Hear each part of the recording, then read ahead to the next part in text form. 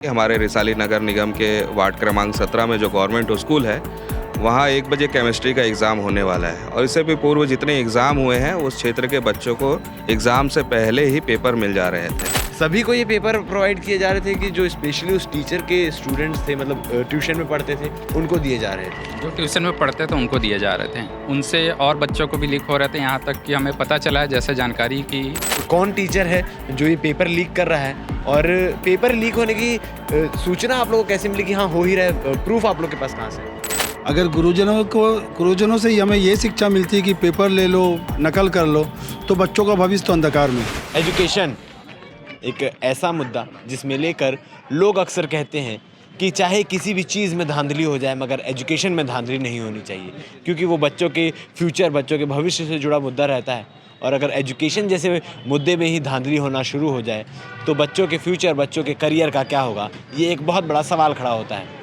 आज टंकी मरोदा के एक शासकीय स्कूल में एग्ज़ाम होने वाला था और उससे पहले एक टीचर ने पेपर लीक कर दिया।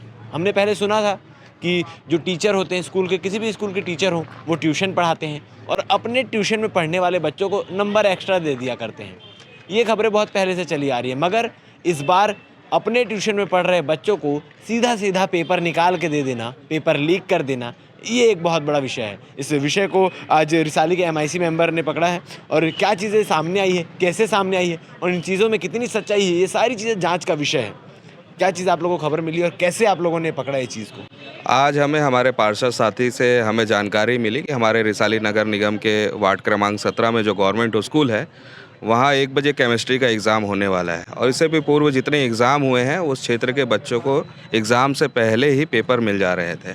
तो जिसकी शिकायत लेकर आज हम यहाँ कलेक्ट्रेट में अपर कलेक्टर जी से मिले हैं और आज के पेपर और आवेदन के साथ जांच एवं उस पर कार्रवाई की मांग किए हैं। तो कौन टीचर है जो ये पेपर लीक कर रहा है और पेपर लीक होने की सूचना आप लोगों को कैसे मिली कि हाँ हो ही रहा है? प्रूफ आप लोग के पास कहाँ से है? ये सूचना तो हमारे जो पार्षद साथी हैं चंद्रप्रकाश सिंह, उनके माध्यम से मिली कि उनका क्षेत्र वार्ड लगा हुआ है और वहाँ के बच्चे वहाँ पढ़ते हैं। उनके बच्चों के माध्यम से लगातार एग्ज़ाम में जो धांधली चल रही थी, इसकी जानकारी मिली और जैसा आज केमिस्ट्री का पेपर है, तो पहले से पेपर जो वायरल हो गया, उसके माध्यम से हमारे पास ये पेपर आया हुआ है। 1 बजे जो पेपर होगा उसमें यही क्वेश्चन आने वाले हैं। ये क्वेश्चन आने वाले, ये जांच का विषय हमारे संज्ञान में आया, तो हम इस उद्देश्य से आए हैं कि बच्चों के भविष्य के साथ खिलवाड़ ना हो और ऐसी परंपरा चालू ना हो शिक्षा के क्षेत्र में, जिससे बच्चों का भविष्य खराब हो। इस उद्देश्य से हम आए हैं। सभी को ये पेपर प्रोवाइड किए जा रहे थे कि जो स्पेशली उस टीचर के स्टूडेंट्स थे, मतलब ट्यूशन में पढ़ते थे, उनको दिए जा रहे थे। जो ट्यूशन में पढ़ते थे उनको दिए जा रहे थे, उनसे और बच्चों को भी लीक हो रहे थे। यहाँ तक कि हमें पता चला है, जैसे जानकारी की उतई में और अन्य क्षेत्रों में भी ये पेपर पहुँच मतलब मरोदा से उतई तक जा चुके थे पेपर, आगे भी जा चुके होंगे। खबर उतई तक की आ चुकी है कि यहाँ तक हमारे पहुँच चुके पास। हैं। जी, तो आगे इसमें क्या कुछ आप लोग एक्शन करना चाहते हैं? आप लोग आज कलेक्टर से मिले, ज्ञापन दिए? कलेक्टर मैडम तो नहीं मिल पाई, वो और अपर कलेक्टर, उनको आवेदन दिया, उन्होंने तुरंत फ़ोन किया हमारे सामने DO साहब को। अब उन्होंने जांच का बोला है। जांच के लिए कहा है। जी। एजुकेशन एक ऐसा क्षेत्र है जिसको लेकर बहुत गंभीरता दिखाई जाती है, क्योंकि बच्चों के भविष्य से जुड़ा हुआ मुद्दा है और ऐसे विषय में, ऐसे सब्जेक्ट में अगर ये धांधली शुरू हो जाए तो फ्यूचर कहाँ जा रहा है बच्चों का? देखिए, सबसे पहले नमस्कार। सबसे पहले तो जो हमारे टीचर होते हैं, जो हमारे शिक्षक होते हैं, वो हमारे गुरुजन होते हैं। वो हमें जैसे शिक्षा देंगे, हम वैसे ही सीखेंगे। अगर गुरुजनों से ही हमें ये शिक्षा मिलती है कि पेपर ले लो, नकल कर लो, तो बच्चों का भविष्य तो अंधकार में है। तो ऐसे बच्चे तो जैसे आप ढालेंगे, बच्चे ऐसे वो ढल जाते हैं।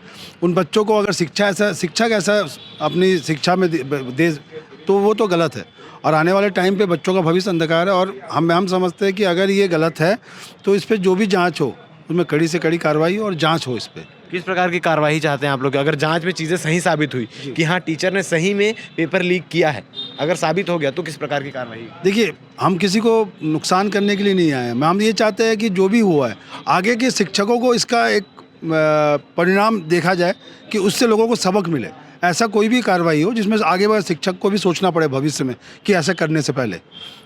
आखिरी सवाल ये लेना चाहूँगा कि आज पेपर का खुलासा हुआ कि ये पेपर लीक हुआ है। आज से पहले भी कई बार हो चुके होंगे जिसका खुलासा नहीं हो पाया होगा। जी हाँ, वही सबसे गंभीर विषय है कि आज के पहले भी पेपर लीक हुए होंगे। इससे क्या होता है, बच्चों का साल खराब हो जाता है। मान लीजिए कल को शिक्षक नंबर अधिकारी तो पूरे मिल जाते हैं मगर ज्ञान में वो शून्य रह जाते सुनने हैं। रह जाते हैं। दूसरी बात है कि अभी जो एग्ज़ाम जितने भी एग्ज़ाम हुए वो कैसा पेपर गया है और सब नकल से ही हुआ है क्या, तो ये जांच का विषय है और इस पे जांच करनी चाहिए। हम शिक्षा अधिकारी कलेक्टर महोदय सबसे बोल रहे हैं कि इस पे थोड़ा जांच करें और इस आगे के भविष्य में कभी ऐसा कोई घटना ना घटे। तो इस प्रकार की चीटिंग को लेकर आज ज्ञापन सौंपने कलेक्ट्रेट में आया था। अब ये जांच का विषय, क्या चीज़ जांच में निकल कर सामने आती है, कितनी चीज़ें सच्चाई है और क्या चीज़ें झूठी है, ये देखने वाली बात रहेगी। मगर कुछ नंबर प्राप्ति के लिए चीटिंग करना ये ज़रा सर नाइंसाफ़ी है खुद के भविष्य के साथ, खुद के फ्यूचर के साथ।